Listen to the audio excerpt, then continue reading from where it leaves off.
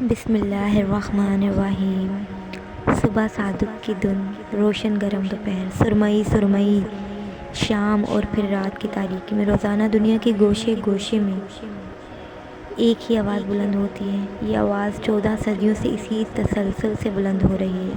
ہر دور میں اس آواز نے یکساں کلمات ادا کیے ہیں۔ یہ کلمات دین کے ماننے والوں کا سرمایہ ہے۔ ان کلمات کو ہمارے پیارے نبی حضرت محمد صلی اللہ علیہ وآلہ وسلم فرانے سرزمین پر لے کر اترے۔ ان کلمات میں رقب اور جلال جو بڑے بڑے جابروں کے دلوں کو اسیر کر لیتا ہے۔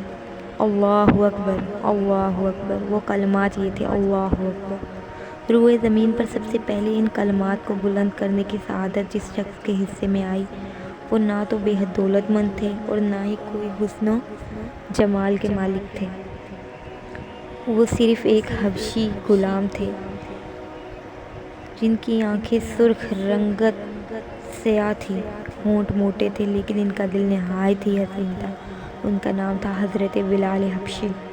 ایک دفعہ حضرت محمد صلی اللہ علیہ وآلہ وسلم بڑی شان سے مکہ میں داخل ہوئے تو آپ نے حضرت بلال کو حکم دیا کہ وہ کعبے کی چھت پہ کھڑے ہو کر اذان دیں۔ جس وقت بلال کی آواز مکہ میں گونجی، اشہد ان لا الہ الا اللہ کے الفاظ ان کے منہ سے نکلے تو مشرکین کے دل رنج و عالم سے بھیگ گئے۔